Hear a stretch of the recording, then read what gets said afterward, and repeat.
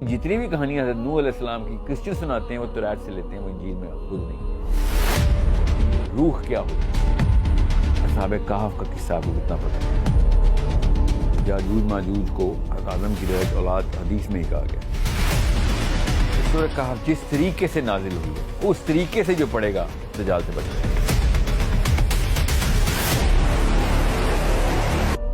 اچھا، ہم پڑھنے میں آیا کہ دجال سے بچنے کے لیے یا دجال کے فتنے سے بچنے کے لیے سورہ کہف کا حدیث ہے، مطالعہ کرنا چاہیے۔ حدیث ہے جی۔ ہاں جی حدیث ہے۔ تو مثلا جب اس کو مثلا دیکھتے ہیں ہم ترجمہ کے ساتھ یا جو بھی ہے، تو اس میں ایسا کچھ دجال کے ساتھ ہمیں کوئی لنک نظر نہیں آتا کہ اس کا کس طرح ہے لنک، اور دجال کا بھی اس میں کوئی اس طرح نام وغیرہ نہیں شامل کیا گیا۔ تو اس کے بارے میں کچھ اگر آپ… دجال کا تو لفظ قرآن میں ہے ہی نہیں، یہ تو حدیث کے تھرو میں پتہ چلتا ہے کہ سورہ کہف دجال کے ساتھ کیا کرے گی۔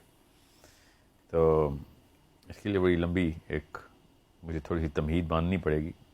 کہانی شروع ہوگی نوح علیہ السلام سے۔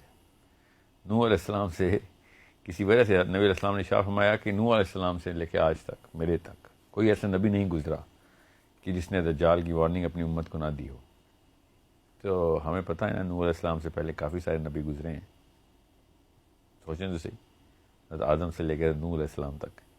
تو نوح علیہ السلام سے ہی کیوں شروع ہوا ہے یہ سارا سلسلہ؟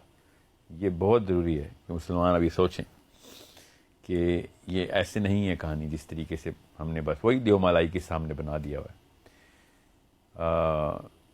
حضرت آدم علیہ السلام، جو کہ میں آپ سے ایک سوال کرتا ہوں، جو ذہن میں جواب آئے اسی وقت بتا دیجیے گا، زیادہ سوچیے گا مت، تاکہ یہ ایک تھوڑا سا ٹیسٹ ہو جائے کہ سائیکالوجی کس طریقے سے بنائی جاتی ہے مسلمانوں کی۔ آپ کو پتہ ہے کہ اللہ تعالیٰ نے حضرت آدم علیہ السلام کو جنت میں بنایا اور زمین پہ اتارا، کیسے اتارا؟ سوچیں۔ بس ایسے ہی لگتا ہے کہ حکم ہوا اور وہ چل ہوا پہ اڑ کے ادھر آ گیا۔ ہوا پہ اڑ کے یہ تصویر بنتی ہے نا، ہاں یہی بنتی ہے ہر مسلمان کے ذہن میں کہ جنت میں کسی اور کانسٹلیشن میں سے، اسپیس میں سے اڑ کے وہ بغیر کسی اسپیس شپ کے ادھر آ گئے۔ یہ آپ کے ذہن میں بنتی ہے تصویر۔ یہ ہے اصلی مسئلہ جو کہ مسلمان لڑکا لڑکی پوچھ رہا ہے، اور پچھلے انکل اور آنٹی کو، بزرگوں کو، پروفیسرز کو، مولوی صاحب کو اس کا آنسر نہیں آ رہا کہ آدم علیہ السلام کو دنیا میں بھیجا ہے، کیسے بھیجا؟ اب کوئی نہ کوئی صورتحال تو کرنی پڑے گی۔ میں نے اس لیے آپ کو کہا نا پچھلی تمام تر گفتگو میں کہ اللہ تعالیٰ قانون نہیں، دنیا اور کائنات کے قانون اللہ پابند نہیں ہے، مگر ان قانون کو توڑتے نہیں ہیں۔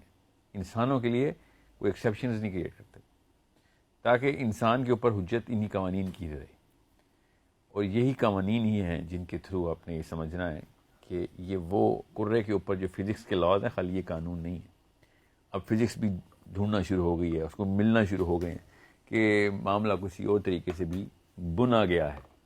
خالی یہ گریوٹی کا لا، خالی یہ فورسز، ویٹس اینڈ انرجی اس طریقے سے نہیں دیکھی جائے گی کہ اسپیڈ آف لائٹ ہے تو دنیا کی اور کائنات کی سب سے تیز چیز اسپیڈ آف لائٹ ہے، اسپیڈ آف ساؤنڈ جو ہے، اور ساؤنڈ کی سیلف ویو جو ہے وہ وہی ویو ہے جو ہمیں سمجھ آتی ہے، ایسے نہیں۔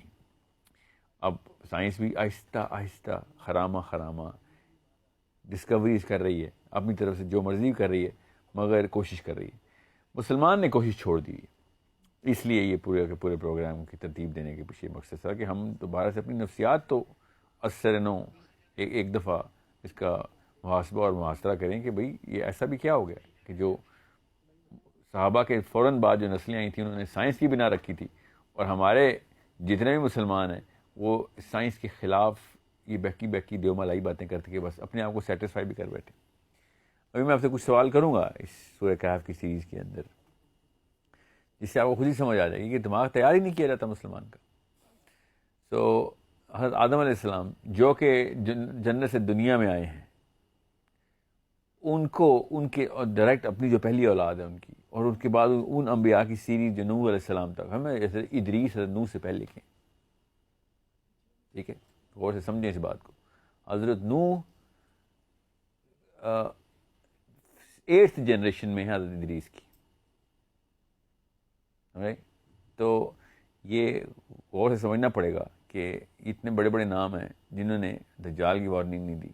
نوح علیہ السلام کے ساتھ ایسا کیا واقعہ ہوا تھا کہ جو 6th جنریشن ہے، حضرت نوح چھٹے مطلب ان کے پوتے کے پوتے ہیں حضرت ادریس کے.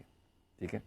سو اگر حضرت نوح علیہ السلام سے یہ سلسلہ شروع ہو رہا ہے دجال کی وارننگ کا, تو کوئی واقعہ ہونا چاہیے یہاں پہ جس کے لیے ہمیں تھوڑی سی کتابیں کھولنی پڑیں گی, اور وہ کتابیں ہیں ہمارے پاس. انجیل کے اندر بھی اور توریت کے اندر بھی یہ ثبوت اب ہمیں مل چکے ہیں. ان کے پاس تو پہلے سے تھے, وہ جس اینگل سے دیکھ رہے تھے نا یہ سارے کے سارے معاملے کو, وہ بہت ضروری ہے کہ ہمیں پتہ ہو کہ وہ کیا اینگل ہے.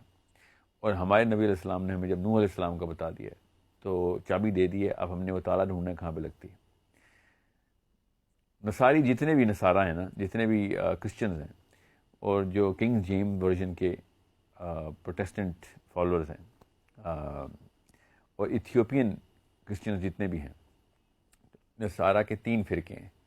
تو 3 فرقوں کے اندر سے جو میجورٹی ہے نا وہ پروٹیسٹنٹ کی اور ایتھیوپینس کی ملائیں تو یہ میجورٹی بن جاتی ہے, ورنہ آس پاس ہی ہے کیتھلکس اور پروٹیسٹنٹس کی تعداد. ان دونوں کی جو کتابیں ہیں نا ان میں سے ان میں کافی ڈفرینس ہے. انجیل میں کافی ڈفرینس ہے نمبر آف بکس کا اور ٹائپ آف بکس کا. سو ان 3 میں سے 2 ایسی کتابیں ہیں کہ جس میں صریحاً لکھا ہوا ہے, اور جو تیسری کتاب ہے جو کنگ جیمز کی کتاب ہے اس میں سمبولکلی لکھا ہوا ہے. کیتھلکس نے تو صریحاً لکھ دیا ہوا ہے کہ دجال کا جو ٹائم ہوگا وہ ایگزیکٹلی نوح علیہ السلام کا ٹائم ہوگا. سب سینیریو وہی ہوگا, رولز آف دا گیم وہی رہیں گے, وہی والے قوانین کے اوپر وہی جنگیں چلیں گی اسی طریقے سے جس طریقے سے نوح علیہ السلام کے ٹائم پہ جنگیں چلی تھی. اب یہ سوچنے والی بات ہے نا کہ چھوٹا واقعہ تو نہیں کہ نوح علیہ السلام کے بارے میں ہمیں کچھ بھی نہیں پتا. میں آپ کو پھر بتا دوں, ایون کرسچن لٹریچر کے اندر بھی اتنا کچھ نہیں لکھا ہوا. انہوں نے ادریس کے اوپر علیہ السلام کے اوپر ایک کتاب لکھ دی ہے, مگر نوح علیہ السلام کے اوپر اس لیول کی ڈیٹیلنگ نہیں ہے سوائے سیلاب کی. ہے ڈیٹیل, مگر یہ نہیں ہے کہ لڑائی کیا ہوئی, کس طرح کے اوزار استعمال ہوئے, ہتھیار کس طرح کے استعمال ہوئے. اوزار کا مطلب کشتی بنانے کے لیے کون سے اوزار, لڑائی کے لیے کون سے ہتھیار, کس طرح کی جنگ تھی, کس قسم کی مخلوقات تھیں جس کے ساتھ جنگ تھی.